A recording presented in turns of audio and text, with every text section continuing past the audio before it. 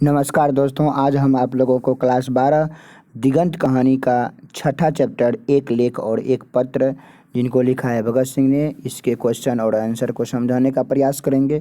तो इससे पहले मैं आपसे रिक्वेस्ट करना चाहता हूं कि यदि आप मेरे वीडियो को सबसे पहली बार देख रहे हैं तो आप मेरे वीडियो को, मेरे जो चैनल हैं उनको सब्सक्राइब कर दीजिएगा, बेल आइकन को भी दबा दीजिएगा। इसके साथ साथ मेरे इस वीडियो को ज़्यादा से ज़्यादा शेयर कीजिएगा ताकि सभी बच्चों के पास हमारा ये वीडियो पहुंच सके। तो आइए समझने का प्रयास करते हैं पहला चैप्टर, इस छठा चैप्टर के पहला क्वेश्चन को। विद्यार्थियों को राजनीति में क्यों भाग लेना चाहिए? राजनीति विद्यार्थियों को क्यों करना चाहिए या क्यों भाग लेना चाहिए, इस चीज़ में भगत सिंह ने हमें समझाने का प्रयास किया है। भगत सिंह का जो समय था वह आज़ादी का समय था। जिस समय भगत सिंह थे, भगत सिंह का जो अपना समकालीन थे वह उस समय आज़ादी का समय था। उन्होंने कहा कि कल के समय में, मतलब कि आने वाले समय में देश की जो बागडोर है वह नौजवान के हाथ में होगी। हमारे देश को संभालने वाले नौजवान सब होंगे और उनको राजनीति का ज्ञान यदि ना हो तो वह देश की परिस्थिति को नहीं संभाल सकते हैं। यदि उस नौजवान को देश की सारी परिस्थिति, देश की राजनीति में यदि वो भाग लेंगे तो राजनीति में आएंगे तो उसको तो राजनीति का ज्ञान पहले से नहीं हो पाएगा। तो इसलिए जो देश के बागडोर, जिन नौजवानों के हाथों में देश का बागडोर होगा उसको राजनीति का ज्ञान तो होना ही चाहिए।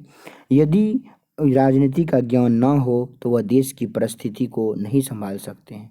इसीलिए भगत सिंह का कहना है कि इस देश को ऐसे नौजवान की आवश्यकता है जो तन से, अपने मन से और धन से समर्पित कर सके और सारी उम्र देश के लिए न्यौछावर कर दे। इसीलिए उन्हें राजनीति में भाग लेना चाहिए। दूसरा क्वेश्चन है कि भगत सिंह को विद्यार्थियों से क्या अपेक्षा है? भगत सिंह विद्यार्थी से क्या चाहते हैं, उनकी क्या इच्छा है कि हमें विद्यार्थी से क्या मिलना चाहिए? तो पहला अपेक्षा है, पॉइंट नंबर 1 की यदि बात करें तो उसका पहला अपेक्षा है कि उसे विद्यार्थी जीवन के साथ साथ राजनीति में भी भाग लेना चाहिए। दूसरा अपेक्षा है कि देश को आज़ाद करने के लिए अपना तन मन धन तीनों से सहयोग करना चाहिए। और तीसरा अपेक्षा है कि वह देश के लिए एक महान क्रांतिकारी बनकर देश को आगे बढ़ाने का प्रयास करें। तीसरा क्वेश्चन को समझने का प्रयास करते हैं। भगत सिंह कैसी मृत्यु को सुंदर कहा है और आत्महत्या को कायरता कहते हैं? इस संबंध में उनके विचार को स्पष्ट करें। कहता भगत सिंह कहा है कि आज़ादी के लिए संघर्ष करते हुए जो मृत्यु दंड के रूप में मिलने वाला जो मृत्यु है वही उसी मृत्यु को सुंदर मृत्यु कहा गया है और कोई भी मृत्यु नहीं है, क्योंकि यह मृत्यु आगे आने वाले पीढ़ी में आज़ादी के लिए संघर्ष के लिए एक जुनून पैदा करती है और व्यक्तिगत कष्ट और दुख के चलते मृत्यु प्राप्त करना यही कायरता है। चौथा क्वेश्चन है कि भगत सिंह रूसी साहित्य को इतना महत्वपूर्ण मानते हैं, वे एक क्रांतिकारी से क्या अपेक्षा रखते हैं?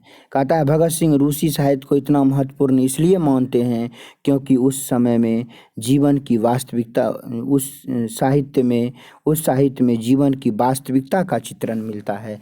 कहता है रूसी साहित्य में जो होता है, जीवन की जो वास्तविकता होती है उसमें वर्णन है, उसी का चित्रण मिलता है। उसको पढ़ने से मन में एक विशेष आत्मबल पैदा करता है। कहता है रूसी साहित्य को पढ़ने में मन में जो होता ही आत्मबल बढ़ता है, मन की जो होता है आत्मा का जो ज्ञान होता है वह बढ़ता है, आत्मबल पैदा होता है।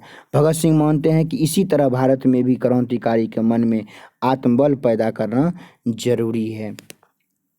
पांचवा क्वेश्चन और अंतिम क्वेश्चन है, भगत सिंह ने अपनी फांसी के लिए किस समय इच्छा व्यक्त की, वे उस समय को क्यों चुनते हैं? कहता भगत सिंह को जब फांसी पर रहा था तो वह किस समय को बहुत अच्छा समय व्यक्त बतलाया था। कहता है भगत सिंह ने इच्छा व्यक्त की कि जब देश की लड़ाई अपनी चरम सीमा पर हो, जब देश में लड़ाई घमासान लड़ाई हो रहा हो, तो उसी समय उन्हें फांसी दिया जाए।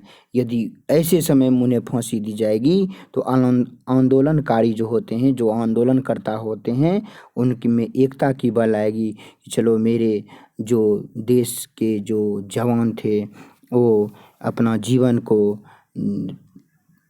भारत की आज़ादी के लिए अपने जीवन को फांसी पर भी चढ़ा दिया, तो हम कैसे योद्धा हैं, हम कैसे युवा हैं जो अपने देश को आगे बढ़ाने के लिए, अपने देश की जो गतिविधि है उसको ठीक करने के लिए हम लड़ाई ना लड़ें। तो मैं चाहता हूँ, आशा करता हूँ कि यह वीडियो आपको अच्छा लगे। धन्यवाद।